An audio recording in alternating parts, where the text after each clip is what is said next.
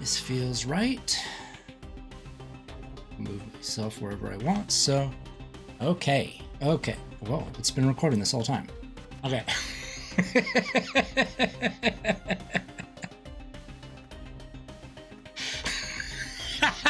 Honorobo Sapien here. Welcome back or in. If you're new here, welcome in. If you're back here, so am I. Let's get to it. If you like my content, please like, subscribe, hit that bell button, comment down below. It really does help the algorithm probably. Let's get into it. Welcome to Would I Survive? A yearly series maybe where I discuss whether or not I'd survive the year from the previous... whether I'd survive this next year? No. Whether I'd survive if I were put in the starting area. This is going wrong. Okay, I'm starting over. Welcome to Would I Survive? A yearly series where I determine whether or not I would survive if I were dropped into the opening world of whatever game it was that I finished last year. To be clear, I'm not the main characters of these games. The games would never be completed if I were the main character. This is just if I would survive if I were dropped into the world. Also, only 17 of the 19 games on this list were games that I completed. The other two aren't games that you really complete. I just put enough hours into them so that it made sense that I put it on this list. So the categories in this list are going to be immediate death or almost immediate death. I would probably die. I give myself 50-50. I would probably survive, and I'm immortal. I'm assuming that there's going to be like a graphic like over here that I'm going to put in that shows you like what games we're going to go over or whatever. Also, time codes below so you can jump to the game you want to see. And yeah, let's get into it. Okay, so the first game on our list is... Holy shit, okay. Vampire Survivors. Vampire Survivors is an overstimulating, hyperkinetic, and super addictive top-down single-stick roguelike shoot-'em-up developed by Ponsel. It's a game without plot or reason, and it's glorious. Immediate death. There's absolutely no way I'm surviving this fucking game. This is the most hostile world you could possibly put me in. Every single creature in this world knows exactly where I am and wants to kill me. There is fucking no way I'm surviving this world. I mean, what, you start out with a knife and a whip? Like, I'm not fucking throwing a knife and knocking a bat out of the air. I'm not whipping bats out of the air. I mean, granted, the first 30 seconds I'm just dealing with swarms of bats. It's not gonna kill me right away, maybe rabies, but I'm not gonna die right away, so it's not instant death, but like, it's pretty close, because once that first zombie shows up, I am fucked. Like, I am monumentally fucked in this game. So this is gonna go into the almost immediate death or immediate death category. Okay, so the next game on our list is The Midnight Walk. The Midnight Walk is a dark fantasy first-person adventure game set in a tiny arts and crafts-based claymation world developed by Moonhood. In it, a tiny sarcophagi named the Burnt One, along with his adorable and yet always a little bit on fire companion, Potboy, attempt to bring light back to a world consumed by darkness. It's a beautifully moody storybook adventure, and it's gorgeously crafted. It's a super underrated game and sadly overlooked. If you really like these cozy sort of horror games, you should definitely check it out. It's also in VR. It's great. Okay, so this one is exactly on the opposite end of the spectrum. I'm immortal, guys. I'm immortal. Guys, everything is tiny. Like, the main character is the size of a box of matches. If I got spawned into the world, I would crush the world. There's nothing in this game could harm me. Everything's also made out of clay and cardboard. Guys, immortal. I'm immortal. So the next game in our list... Okay, is Phasmophobia. Phasmophobia is a paranormal multiplayer first-person horror game developed by Kinetic Games. In the game, between 1 and 4 weirdly body-hinged players using various ghost-detecting gadgets must correctly identify the type of ghost haunting a given location. The result of which is they get, like, $150 and a good job from a possibly disembodied Australian man. Also, if you prove the existence of a ghost by photographing it, you get like $5 or something, which is good and fair. It's a good game. Check it out. In this game, I would probably be okay. First of all, I'm not going into the house. Why would I? I'm not one of those guys. I'm just spawned into the world. I'm just in that neighborhood or whatever. So I don't know why I would go into the house. But even if I went into the house, I would be able to outrun any of those people. If a ghost hunt started, they get winded after like 3 seconds. So yeah, I think I would be fine. The only way I would die is if I ran directly into a ghost and they choke you out or whatever. In that scenario, I would die, but first of all, I wouldn't be in the house. Second of all, like, they're all wildly out of shape. So I would probably be okay. It's a very survivable situation is what I'm saying. I'm gonna run into that house. It's a stranger's house. I don't really understand why ghosts get locked to locations. What if you die and the house burns down? Are you just in that square location where the house was? What if you died before there are houses? What is the scenario? Like, is it just the earth? Because that is your home? Is it a cave? Guys, I have questions. Okay, so the next game is Cthulhu Saves Christmas. Cthulhu Saves Christmas is a pixel art turn-based retro-style eldritch JRPG developed by Zeboid Digital Entertainment. In it, Cthulhu, who has recently lost his powers, sets out with 3 Christmas-themed companions to rescue Santa from the League of Christmas Evil. He does this in the hopes that Santa will give him back his powers so that he can destroy the world. It's short and surprisingly fun for a gimmick RPG. Okay, so this one I give about a 50-50. If I was dropped in the opening world, the only thing I would really need to worry about are the random encounters, and according to the rules of the world, all I have to do is an immediate action, and I wouldn't have to fight those monsters. So because immediate action isn't defined, it's just like pressing the X button or some shit, I'm just going to apply it to everything, because why wouldn't I? As far as passing Jack Frost in order to get to Christmasland, if you didn't play the game or watch the game, this makes no sense to you. But as far as passing by Jack Frost and entering Christmasland is concerned, I don't think he's actually going to kill me. According to the game, the League of Christmas Evil's intentions is to give everybody anti-presents. So a present that when you open it up, it gives you whatever you don't want, which for me would be death. So the question really becomes, am I going to open that package that they give me? And it's 50-50. I'm curious. A frost giant giving me a package, giving me a present, I might not open it, but I might open it. And if I did, death. Like immediate death. But I mean, I might not, so... So I'm going to go 50-50 on this. I am a curious person. But he is a frost giant.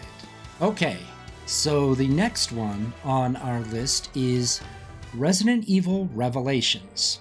Resident Evil Revelations is a third-person action survival horror game developed by Capcom. In it, Jill Valentine and Chris Redfield, and others, attempt to find and stop a bioterrorist organization known as Veltro from releasing a virus into the ocean that would turn all regular living things into horrible and anatomically absurd living things. Also, a solar-powered city gets destroyed by the sun in it, and that's really cool. Look, I'm a huge Resident Evil fan. I loved this game. It's definitely underrated. It's one that you definitely need to play. Guys, under normal circumstances, I'd be 100% dead. I'd be shockingly dead. But Jill Valentine is on this boat. Guys, the GOAT, the incomparable Jill Valentine. There's no circumstance that I could imagine where I'm in the general vicinity of Jill Valentine and I die. I'm immortal. I'm immortal. So we'll go ahead and put that there. Let's go ahead and put it right into the immortal category. Also, guys, if you disagree with me on any of this, you're wrong. Just know that you're wrong. Okay, so the next game on our list is Onimusha Warlords. Onimusha Warlords is a third-person historical fiction action-adventure game with light horror elements set in feudal Japan and developed by Capcom. In it, a demon soul-sucking samurai named Akechi and Kaide? Guys, I don't know how to say her name. I never, they said it in the game and I still don't know how to say it. I don't remember. Kaide, not Katie. Kaide, and Kaide, his badass ninja flipping companion, set out to rescue Princess Yuki from a demon king, his minions, and a warlord named Nobunaga. That's pretty much the gist. Akechi is cool as shit, and Kaide does badass ninja flips. It's a blast to play. It's old. It's an older game. It's got tank controls and shit, but it's a lot of fun. So probably dead, but not a guarantee. And here's my reasoning. First off, Akechi starts off in a small and relatively safe town. Most of the demons are in a different area that you have to get to through the woods, where Princess Yuki is. Also, if a man can survive those demons, I know I'm not a skilled warrior like Akechi, or even close to the level, and I would probably, like 99% of the time, die. If a human can survive one of those demons, there's a chance that I'll survive. So that's good. Plus, I'm next to Akechi. It's not like I'm spawning somewhere else. I'm spawning in like the opening section. So I'm next to Akechi, so there's a chance he can take them out. Also, once Akechi gets to the gates of a secondary area of the town, there were a bunch of surviving humans in there too. So like, oh, wait a minute, I just realized immediate death. I think for certain I'm just dead. Okay, hold on. I am a 6-foot white man in feudal Japan. Hold on a second. Okay. They might think I'm a demon. Like, I know that they had some trading with, there were guns and stuff, and like, they had trading with like, I don't know, Spaniards or the Portuguese or something like that. I don't, but they did come across white people, but those white people were not my white. And they definitely weren't my height, back then. Yeah, I think if Akechi doesn't kill me for being a demon, the townsfolk will. Yeah, I'm 100% dead because I'm a 6-foot-tall white man in feudal Japan. It's not going to go well for me, is what I'm saying. Yeah, probably dead. Okay, so the next game that we're going to talk about. Okay, so this isn't a game that I played on the channel. I played this in my personal time. But to be thorough, I'm going through all of my games. The game is Corpse Party. Corpse Party is a really fucked up horror pixel art RPG developed by mages in the RPG engine. Not actual mages. Mages, they don't exist. I'm talking about the studio mages. In it, a bunch of high school students mess up a paper-based friendship ritual after school in a classroom, the results of which were that they were transported to a splintered, multi-dimensional representation of a destroyed elementary school haunted by the victims of a serial child killer from the 1970s. Despite its cutesy anime style, this game is absolutely fucked up, especially by the end of Chapter 3. The end of Chapter 3 was one of the most disturbing things I've ever played in a video game. Anyway, the goal of this game is to uncover the mystery surrounding the victims of this killer, free them, find your friends, and escape the interdimensional school. I had a hell of a time with this game. I think that if you're into RPG Maker style games and really dark horror content, this game, it might be up your alley. You should check it out. Verdict, probably dead. Okay, so I do have to keep in mind that I did make poor decisions in this game. Okay, for instance, I was told not to look at the ghost. Guys, I looked at the ghost many times. Each time I died. I should have stopped the first time. But I looked at the ghost multiple times. Also, I was told not to read certain documents. Again, dead for looking at the documents that I was told not to. What I'm saying is, I was distinctly told many times to do certain things and to not do certain things. And I did not follow those directions, and I definitely did the things that I wasn't supposed to do. And it ended badly for me.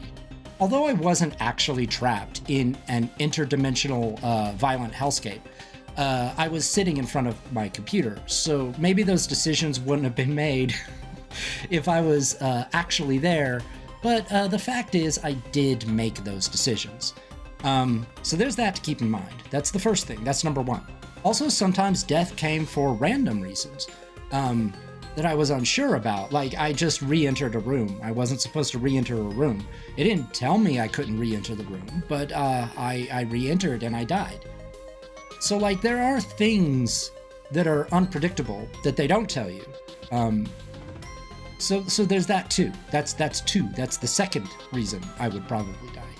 On the plus side, the ghosts and the cannibals. There are cannibals in this game, guys. Just FYI, they all ate each other, and well, they didn't all eat each other. There would be nobody left, and that's not the rule. It's Highlander rules with cannibals. Like with Highlander and cannibals, there's always one, right at the end.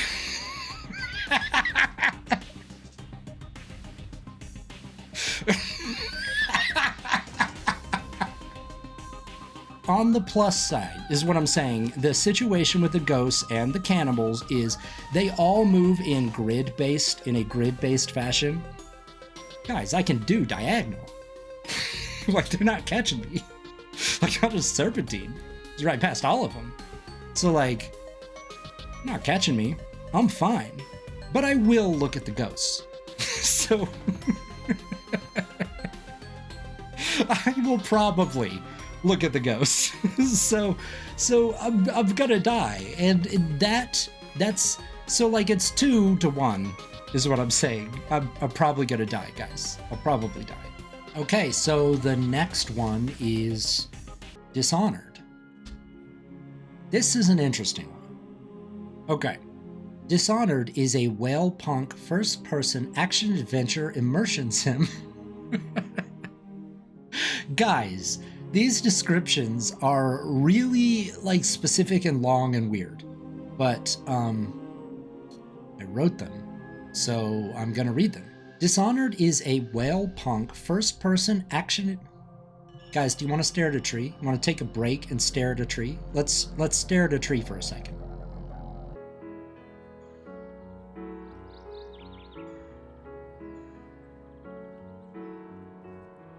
Feel it flowing through you? Guys, it's a beautiful tree. We are one with the tree, guys. Feel the beautiful tree. Enjoy the tree.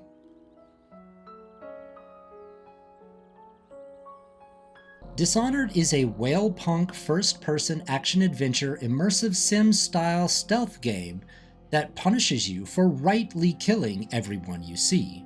Also, it's developed by Arcane Studios. In it, Corvo Itano sets out on a quest to embrace the plague, become the Rat King, brutally kill every single person involved with the recent assassination of his empress, and find and retrieve her kidnapped daughter, Princess Emily. He's doing this with the intention of placing her on the throne. It's an absolutely incredible game, even though it does punish you by giving you the bad ending for doing the absolutely right thing of killing every single person you see. It is a great game. Okay, so this game opens in Dunwall Tower, or the city of Dunwall, like the capital of Dunwall. So it's all upper class people. So there's no chance of me worrying about being mauled by like a seemingly infinite number of rats and contracting the rat plague, or being attacked or becoming a plague-based zombie. Guys, I'd just be a dude walking around high-class society in a printed tee. Sure, I'd be severely judged, and maybe imprisoned. I might be imprisoned, but I don't think that I would be killed. This is a forward-thinking society. They've got a lot of interest in science, particularly whale-based science. A lot of whale-based science in this game, but they are interested in science and magic. They've got magic, and they study and use magic. So a scenario where a guy in a printed tee is just walking around, doesn't look anything like them, just spawned into the world, that would be a curiosity to them. So I would probably be imprisoned and questioned, maybe torture, maybe a little light torture, especially once the regime change happened, once the Empress was killed. But I don't think they would kill me. They'd be too curious about me. I know that this is a boring answer, right? But I'm just being honest. I don't think that I would die in this scenario. I might. Corvo, who canonically, based on the way I played, which is the only canon, killed everybody.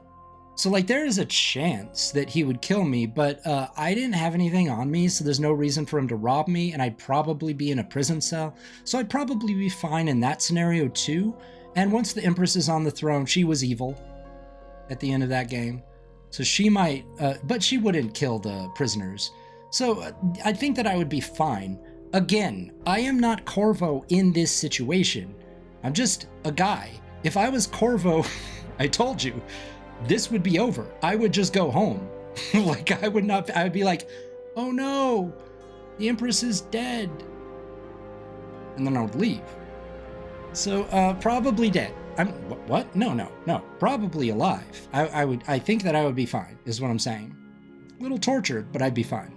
Okay, so the next game on the list is Still Wakes the Deep. Still Wakes the Deep is a first-person psychological horror game developed by the Chinese Room, in which Kaz, a lucky, as he says, and a man on the run from both the law and any sort of marital responsibilities, gets fired on an oil rig just before being thrown into a scenario where malformed, large-headed eldritch beasts, but also his co-workers, hunt him down while trying to escape an oil rig that is now overtaken by beautiful insanity tendrils from the deep. It's a short and scary game. It's really awesome. I had a blast playing this one. Okay, so here's the thing. I'm gonna get a lot of hate for this take, but I'm going 50-50. Now, I know, spoilers ahead. I should have said that at the beginning of this video. What the fuck am I doing? Spoilers for these games, guys. Okay, spoilers ahead. I know the rig explodes at the end. I know that. But just hear me out. Okay, so there are 4 kinds of people on this rig. There are the regular ones, like Kaz, who are just trying to get off the rig and away from all the horrible, horrible things. There are the dead ones, which, I mean, if I was one of those, I'd be dead. There are the ones that are cocooned in the walls, and those are mostly still alive. I think a lot of them showed evidence that they're alive. And then there are the ones like the big-headed beasts and the tendrily guys that are angry and running around. I think those are probably the final form of the cocooned ones. I'm not quite certain on that, but there was some evidence pointing to that. So there's a 50-50 shot that I'm one of those.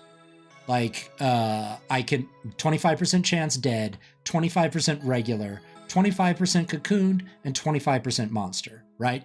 So there's a 50-50 shot that I'm one of the monsters, and that's a good thing in this scenario. So hear me out. At the end of the game, Kaz blows up the rig, presumably killing everything, right? Including himself. And you see like a flashback of his final days with his wife and what happened in his final hours or whatever before he left for the rig. But then as the credits start to roll, or right before the credits start to roll, you get a revised version of the letter that he wrote at the beginning of the game. This is a different letter from the beginning of the game. And the letter at the beginning of the game was the last letter he received. That's the way he spoke about it throughout the game. It's what started the game. At the end of the game, he has another letter. He was only on the rig for a short amount of time, so it couldn't have even been a previous letter. This is a different letter. And that suggests to me, if he's experiencing this letter in a different way after the explosion, he has been embraced into whatever was in the deep. And whatever was in the deep, in order to experience this letter after the explosion, whatever was in the deep is still alive. So, in my interpretation of the game, if you are one of the monsters, Kaz survived by being embraced because he's experiencing after the explosion. My thought is that any of the monsters would have survived too. So if there's 50% chance of me being a monster, then there's 50% chance of me being alive at the end of this game. Guys. So, 50-50. Right? Guys, a lot of people are not going to agree with that. I get it. But I think there's a chance. There's a 50-50 chance. All right. Next up on our list is The Evil Within 2. The Evil Within 2 is a third-person action survival horror game from Tango Gameworks. In the game, a drunkard and bad father by the name of Sebastian Castellanos, and the protagonist of the previous game, is convinced to enter Union, a city created by the same brain-linking technology featured in the previous game, by his former co-worker and love of my life, Julie Kidman. In exchange for helping Kidman destroy Union and Mobius, the organization that owns Union, Kidman and company would help Sebastian find and rescue his occasionally combustible daughter from a violent, well-dressed photographer and a very reasonable and normal fire priest, as well as reunite him with his now very milky wife. Although it wasn't nearly as trippy or as tight narratively as the first game, it still was a lot of fun. It introduced a lot of new mechanics, which I really enjoyed. I liked exploring the open world. Ultimately, I still prefer the first because I prefer more of a tight A to B sort of linear narrative, but it still was a lot of fun. I really did enjoy myself. The verdict here would be probably dead. I guess the first question that I would have to ask myself, as I've asked myself through a lot of these games, is how I spawned into this world. Now, because this is a two-world scenario, it becomes a little more complicated, because I would probably spawn into the real world, but because this device, unlike the previous device where you had to be hooked up to a bathtub, is Wi-Fi based, I would spawn into the real world, I'm assuming just like a giant field, I don't know, and then I would just fall over onto the ground, I imagine, and then enter Union. I'd assume that everybody's just lying on the ground, like hundreds and hundreds of people are just lying in a field.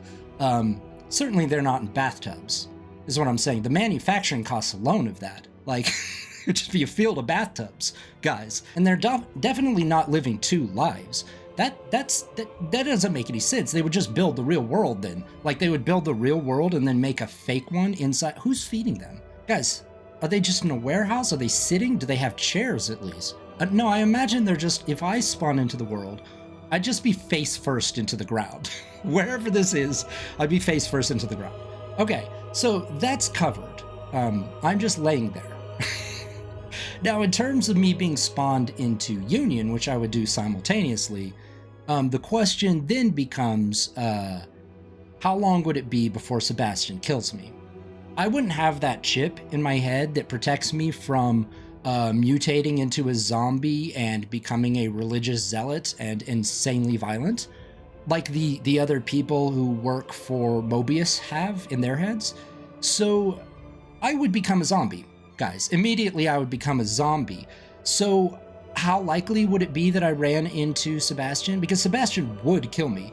the man indiscriminately kills. He knows that these are innocent people that got pulled into the world and then just mutated. Maybe they went there by choice, but they still got, it is certainly not their choice to become a zombie. So these are innocent people. He's just massacring.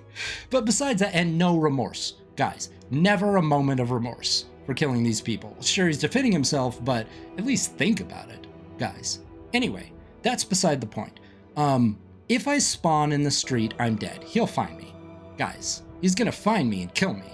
But if I spawn in a room, and that room's door is locked, I'm a mindless zombie. I'm not opening doors. I'm just gonna be running around that room.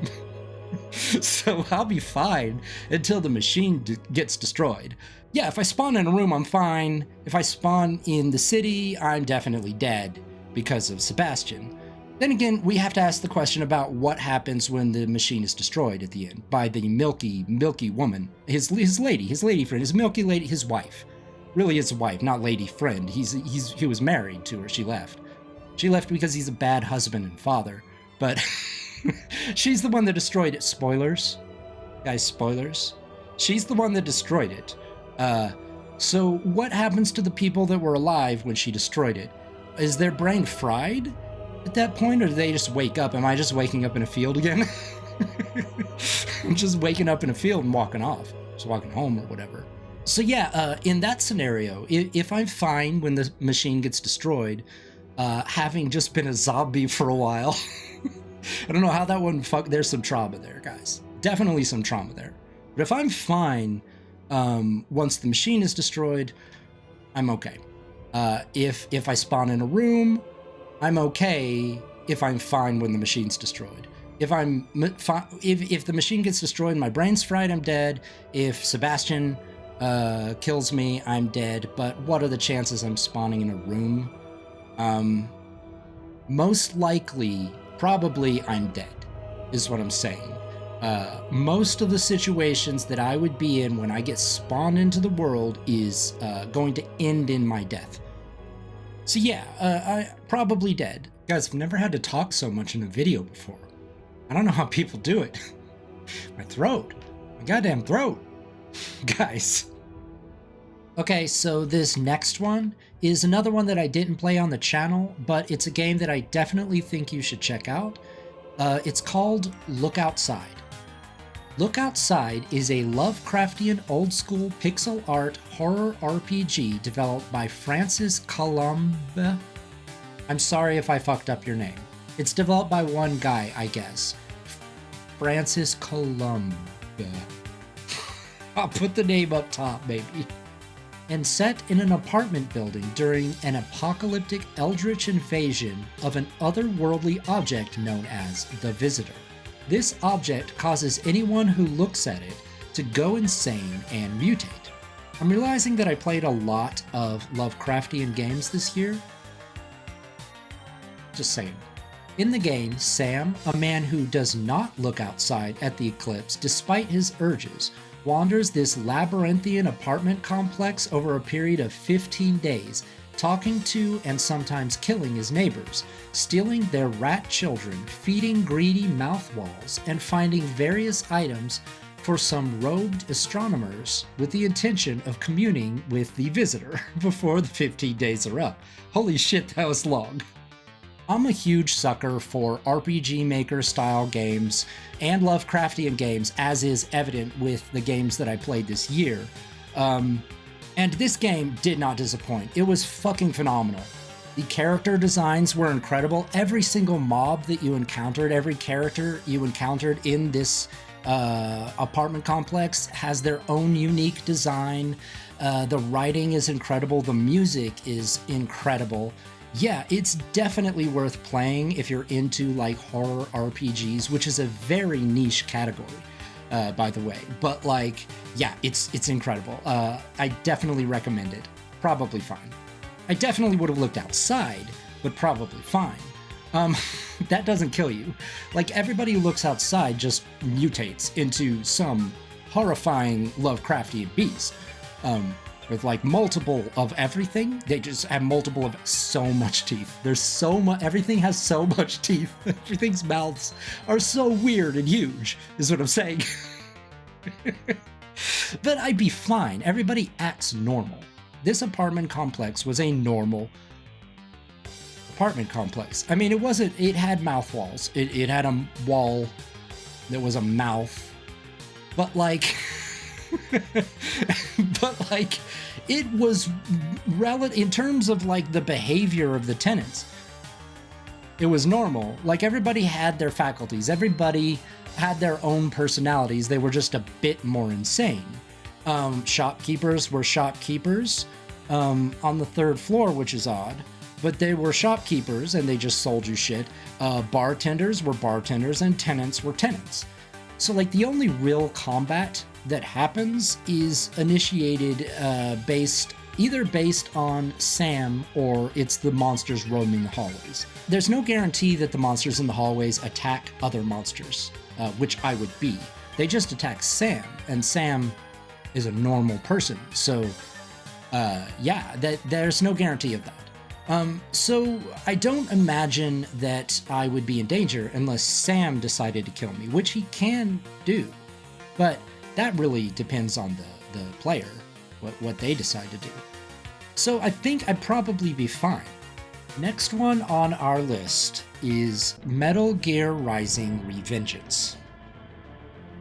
Metal Gear Rising: Revengeance is quite possibly the greatest third-person action game ever to exist and is developed by Platinum Games. The game takes place after Metal Gear Solid 4 and centers on Raiden, as he attempts to destroy the child brain trafficking operation headed up by a Colorado senator named Armstrong and his team of assassins, the Winds of Destruction. Also, our beautiful boy, Jetstream Sam, is there. Also, our very perfect, very, very good boy, Blade Wolf, is there. Guys, the game is fantastic. I've never played a game as insane as that game. And it is it is my favorite action game of all time. Like, 100% pure action. There's nothing compares to it. It's fucking phenomenal. Guys, with this one, I'd probably be fine. I know this is a boring thing, but like, I'm not a homeless child. Guys, if I were a homeless child, I would not be fine. I would be snatched up by a senator, and my brain would be removed and put into a robot. But that's not what's going on. I'm a full adult in a slightly futuristic world. I mean, slightly. There are cyborgs and there are Metal Gears and shit like that, and there's a war economy going on, but I'm not a soldier. I'm just a regular guy in the streets, the war-torn streets. So there's some danger there, but like, most of the buildings were fine. I just hope I'm not in a building that next to where Raiden is fighting a Metal Gear, because then I wouldn't be fine. A lot of death in those buildings. Obviously, it's a very violent world. We're not arguing that. But I'm just a regular guy in a regular city. I mean, there are cybernetic warlords and nanobot senators trying to perpetuate war in order to boost the economy and their poll ratings. But like, I'm probably safe in a building during that. Like, it's an awful world, but like, I'm in a building, so everything's fine. So in this situation, there's no reason for rich people to remove my brain. So I'll probably be fine. Next is The Thing Remastered. The Thing Remastered is a third-person, squad-based yet single-player action survival horror game developed by Computer Artworks. The game takes place after the 1982 film and focuses on a Special Forces officer named Captain Blake as he explores various Antarctic bases with his sometimes alive but mostly accidentally murdered teammates, with the objective of discovering what happened to the scientists featured in the film prior. But in doing so, he uncovers a military operation meant to control the very alien organism that led to the deaths of those very scientists and may lead to the destruction of humanity itself. It's a great game, an absolute classic, and an awesome follow-up to the movie, although I don't consider it canon because it said that somebody was the thing that wasn't. That clearly wasn't the thing. Guys, I spawn in Antarctica. And I don't know if you know this about Antarctica, but it's very cold, guys. It's a cold place. And I am not dressed for cold weather. So I would panic run. I am not in a good situation in this. I'm in a tundra, a frozen tundra. There are 3 options for shelters. So I would, like I said, panic run to one of these shelters. And depending on which shelter I choose, I would either be alive or dead. 2 of the shelters, I would be fine. But one of them, I would be ripped apart by monsters. So if I chose the correct one, then I would be alive until the SEAL team shows up. And the question then becomes, is the SEAL team going to act like a SEAL team, or are they going to behave like I behaved when I played the game? If they behave like I behave, then I'm dead, guys. I died in the first 30 seconds of my playthrough because I shot one of my teammates, and then the rest of the teammates shot me. So yeah, let's hope they don't behave that way. And then they would protect me and extract me. Of course, they would first do their mission. So if they protect me, there's a 50-50 chance that I survive, because they're still monsters. This is a SEAL team, but they're monsters. So I might die. So yeah, if I panic room to the wrong if I panic room, Jodie Foster, David Fincher, Kirsten Dunst? No, Kristen Wiig? Definitely not Kristen Wiig. Kristen Stewart? Good movie. Check it out. What am I doing? Hold on. I can't talk anymore, guys. I'm losing my mind. If I panic run to one of the wrong shelters, I'm dead. If I panic run to the right one, I'm only alive if the SEAL team can protect me, or if they don't kill me because they behaved like me. So probably dead, and maybe not from the monsters. Okay, so the next game on our list is Little Nightmares. Little Nightmares is a horror puzzle platformer game developed by Tarsier Studios, and focuses on Six, a tiny scary girl in a yellow raincoat, as she explores a very hostile ship with the intention of eating them, I think. Unclear. There are big scary chefs, thick boy gluttons, and floating ladies on the ship. Well, just one. There's one floating lady. And they all seem to want to eat Six. But she also seems to want to eat them? Guys, everybody's just eating everybody. Everybody's food on this ship. Is what I'm saying. Anyway, it was a fun game. I really enjoyed myself. So the verdict here is probably fine. Actually, I don't know. Maybe 50-50. Yeah, I'm gonna go with 50-50. See, here's the thing. I guess the biggest question is, how big am I in this game? This is another little guy in a big world. I guess little girl in a big world type game. I guess the question is, how small is the world?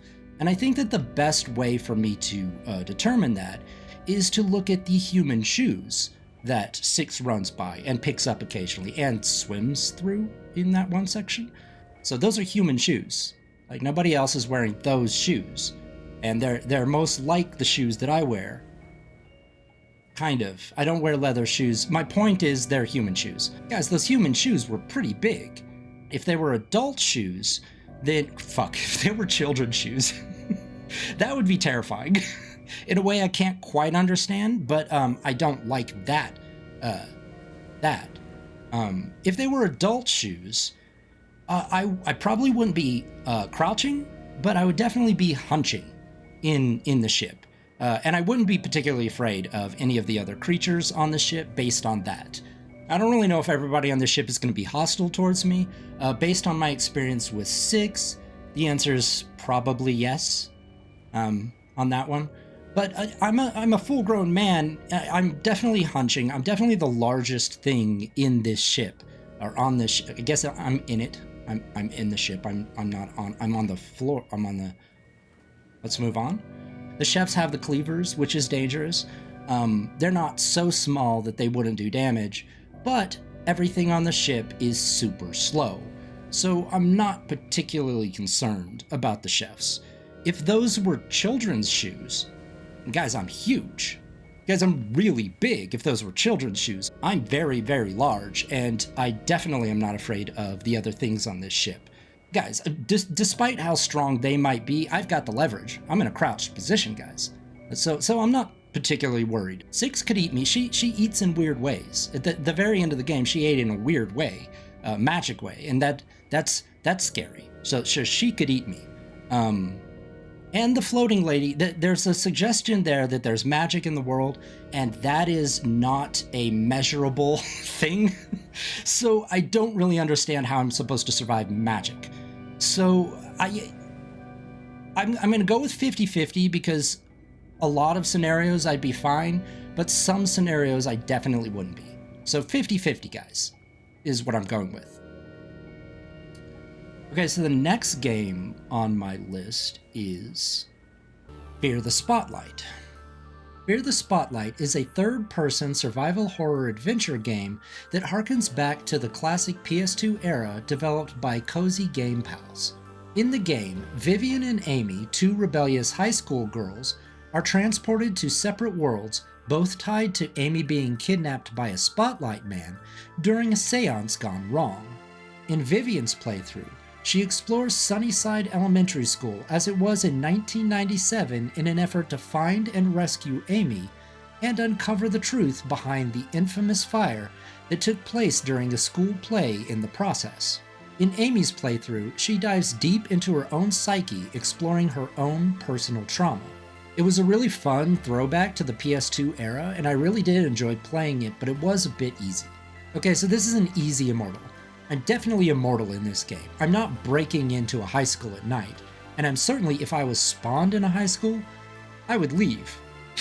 There's no reason for me to be in a high school at night.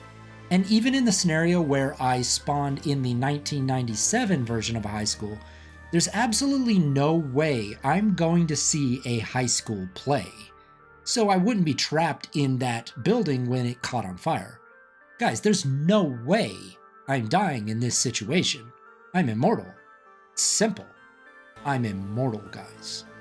Okay, so the next game is SOMA. SOMA is a first-person horror game by developer Frictional Games. In it, a time-displaced digital download of a man by the name of Simon Jarrett, along with Catherine, a digital version of one of the last humans on Earth, attempt to send digital copies of what is left of the last of humanity into space on a vessel appropriately named the Ark. The game takes place at the bottom of the ocean in the year 2104 and involves many, many terrible things. Guys, this game is brilliant. It's a genuine masterpiece. Everybody needs to play this game. I loved it. It's in my top, maybe not 10. I mean, I've been playing games for 35 years, but definitely top 20 games I've ever played. It's fucking phenomenal. Okay, so this one's a little weird. The verdict is both immediate death and immortality. So let's go with me. Okay, so I'm spawning at the bottom of the ocean in a facility at the bottom of the ocean, and I'm the second to last living human on the planet. So already dire circumstances. Also, there was no working faucets and food there, so no matter what, I'm dying within a couple of days because guys, I'm dying of thirst at the bottom of the ocean. And if I don't die of thirst at the bottom of the ocean, there was a creature in there that hunts you down, and it just roams. It roams and kills people. So like there's that too. So either I die of thirst by hiding from it, or it kills me. Also, I can't leave. I can't leave the facility because again, I don't know if I made this clear, I'm at the bottom of the ocean. I would be crushed by the water that's there. So yeah, guaranteed death, immediate death. I mean, not immediate, but death. No way out of it. So there's that portion, but also immortality. Because technically the game starts back in the year like 2012 or something like that. I can't remember the exact year, and I just start in a dude's apartment. I would be in an apartment with a dude, and that would be weird because I would just spawn in and this Simon would just be there.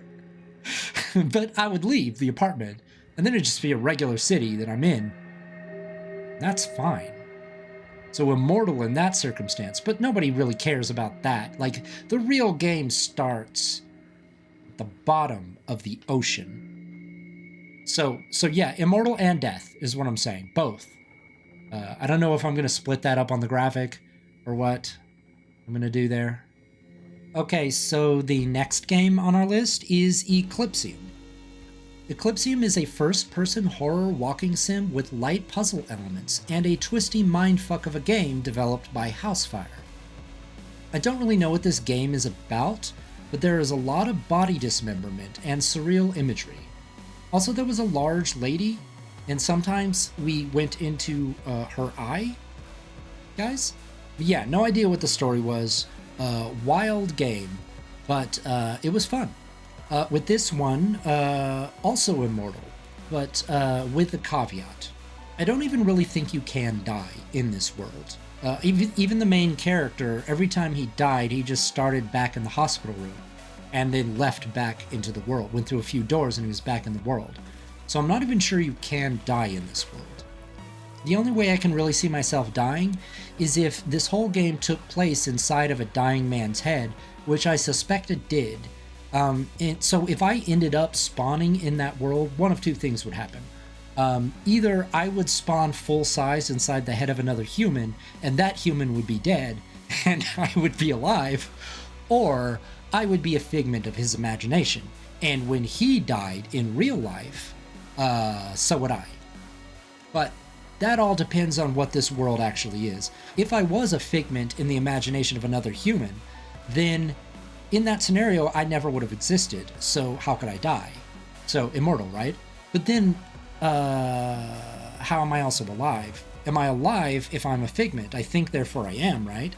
So, shouldn't I count as being alive, even though I'm a figment of somebody else's imagination? This is getting into a SOMA situation. So as to avoid that conversation, I'm going to go ahead and go with immortal, because there's no guarantee that he's going to die. Actually, probably be okay. Because, wait, I can't die because nobody can die in that world. If I'm a figment, I can't die because I never existed.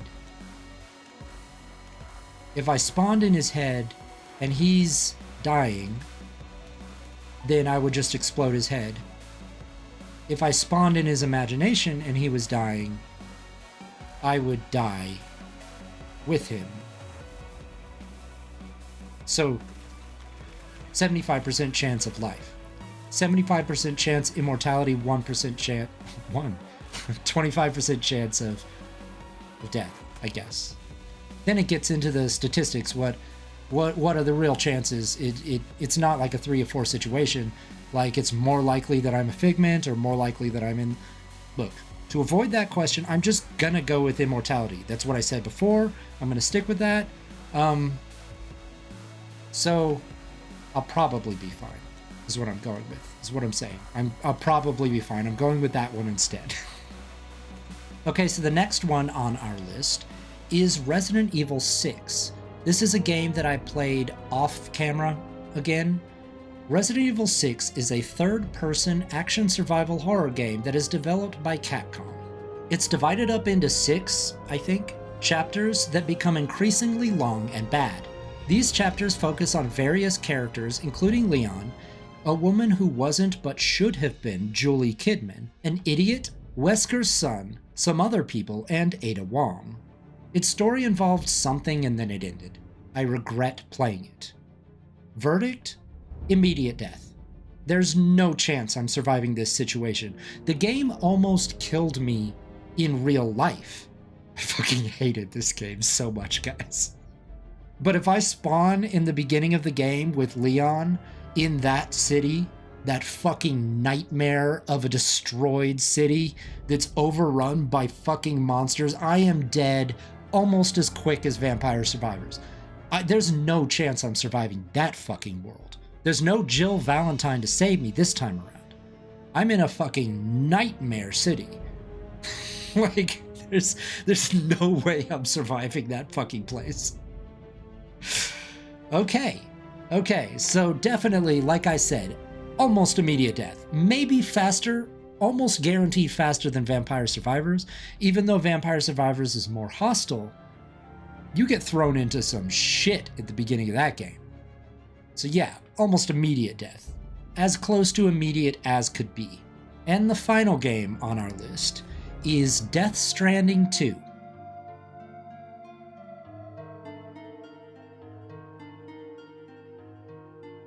Thanks for sticking around. I do really appreciate it if you made it to the end of this video. I do plan on doing more videos like this, and not even all in this genre. I love film, especially horror film, and there's some really interesting films that I've watched recently that I'd like to cover. Namely, the absurdity of the Howling sequels. There's 8 of them, and they are increasingly absurd. So I really want to cover those. So if you want to see that, let me know. Well, fuck you. I'm gonna do them anyway. So if you want to see them, stick around, but don't let me know, because that was a little aggressive. I'm gonna do those. If you want to see them, subscribe. I didn't mean to get so aggressive there. Okay, I just really want to do some horror videos about horror films as well. And I don't think I'm nearly big enough to have 2 channels to do it, so I'm just gonna throw them in once in a while. Because honestly, when it comes to those films, those sequels, I can't be the only one burdened with that knowledge. The world needs to know, is what I'm saying. You need to know about these movies. If you like my content, please like, subscribe, hit that bell button, comment down below. It really does help the algorithm, probably. And yeah, let's check on this tree, huh? Okay, here we are. Back by popular demand, Tree Simulator 2021. I know you guys had to get through that entire video just to get to Tree Simulator. But here we are. Guys, we're back. What a treat. I'm gonna stare at this tree, guys, together. You know what? Let's move this tree. Let's go on over here. We're gonna go this way, guys. It's a new place. Guys, this isn't very tree-like. Guys, what I'm doing right now isn't a tree-like thing. Guys, we're moving. Guys, this tree's moving. Let me see what options we have here. I have to re-familiarize myself. Re-familiarize? Okay, hold on. Reflections? Guys, I've got a beefy computer. I can handle this. Bloom? Guys, no. We gotta calm down with the bloom. Very bright day. Very nice sunny day. Filters. Oh dear. I am the predator? Hold on. No. Grayscale. Guys, I'm in the past now. Oh, now I am the predator. Rainbow? Okay. Glow. Oh, that's nice. I'm gonna go with default. So we've got this all good. Very high quality, obviously. Is there a higher one? No? It's just very high. Okay. I like our choice of tree. Instant transitions? What does that mean? Guys, I see no difference. It said instant, but I see no difference. I'm gonna leave that on. We'll see what happens with that. Season. We gotta go spring. I want this winter shit here. I like the winter. Don't like the winter. Real time? Okay. Let's, ooh.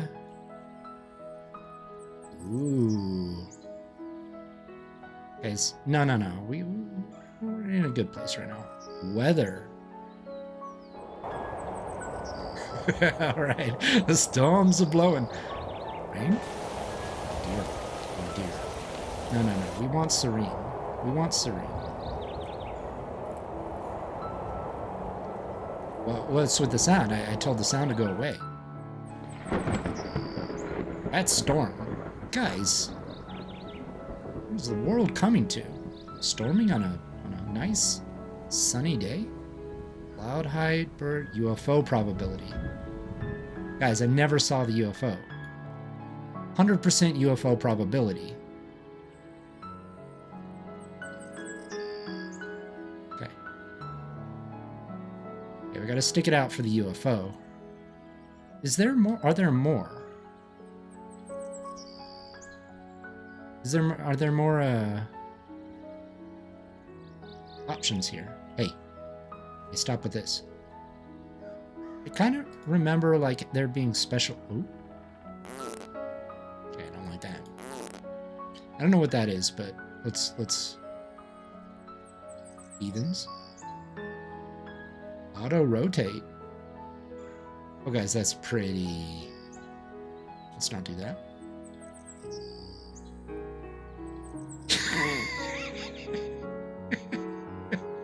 Guys, I'm getting sick. Okay, let's not do the rotation thing. Of course, we want photosynthesis on. Let's turn that off.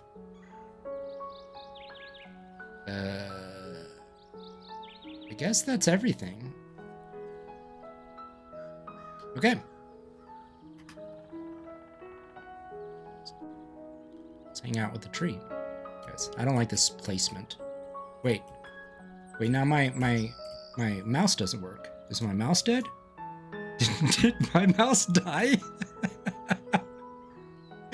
Guys, my mouse died. We're gonna have to do this on our own. Let's move the rock. Guys, my mouse actually died. It's a new difficulty setting we've got here. I'd like to rotate the... Oh, I can rotate the tree. Let's see what else we've got here. Can I... Oh, my mouse is back. Guys, I've got my mouse back. Somehow.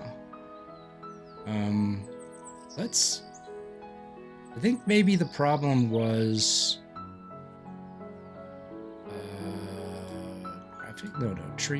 worlds. I think the problem with it was I still haven't seen a UFO. What's going on with the UFO situation? Because I have admin.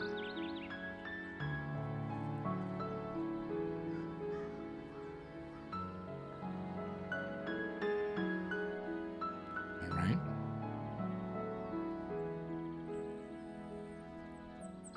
Handworm? It's a surprise.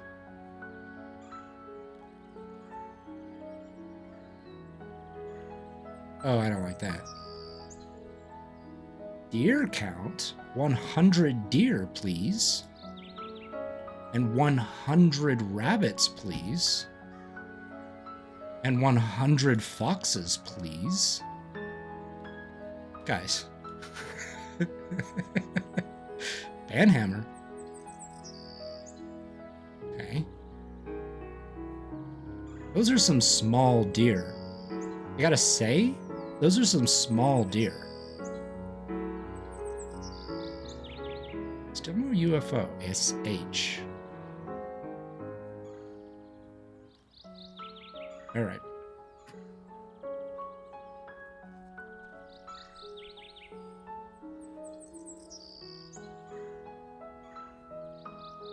Guys, now this is nature.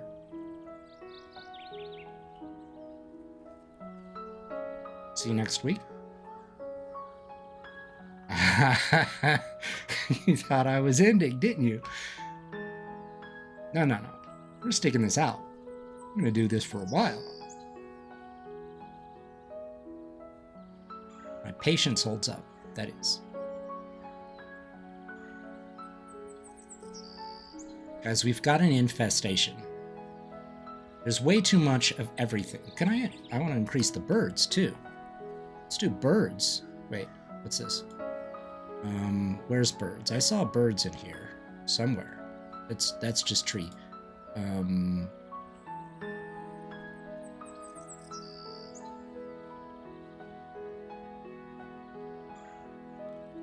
What? Just be normal for a second. Bird probability 100. Birds per second 100. Cloud height gone. Or wait, most? Cloud height most?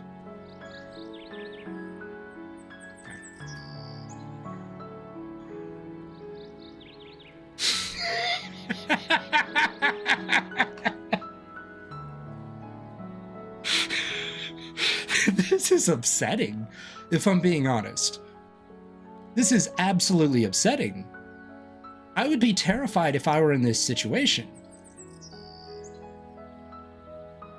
Guys, they're congregating. Nature is rising up. But no UFOs. Guys, feel the nature running through you? Ooh, it feels like bugs. It feels wrong. There's too much here. Give me one predator. We've got to call the masses. I can't do this anymore. I can't. It has to stop. Let's bring these birds down here. Maybe if I turn them off. Cloud height. I don't understand if cloud height means. I don't understand what cloud height means. Skybox fog off. Okay. Sun shafts. I don't know what that does. What am I even doing? What is anything? Bot count, deer. Let's take that off, take that off, take that off, take that off, because I'm uncomfortable. Okay, why am I so close? And also, can I stop with the spinning? Where was the spinning thing? Because I don't want to do that part anymore. Rotation speed, auto rotate off. Okay. Guys, I'm in the tree now. Now maybe there will be a UFO. One of these days, there's going to be a UFO. Oh my. It was a surprise, guys. It did not lie. The worm was a surprise. I have to get rid of it, though.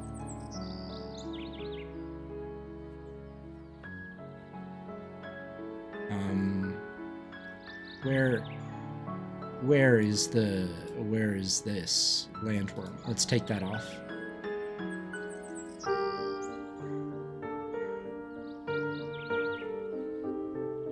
I like the music.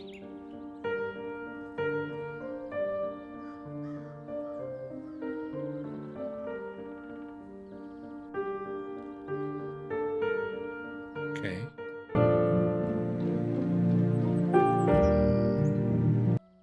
Okay. Let's go back to our precious spot. There you go. That's pretty beautiful right there. A little bit of the water in the background. Let's put it on that side, maybe. That?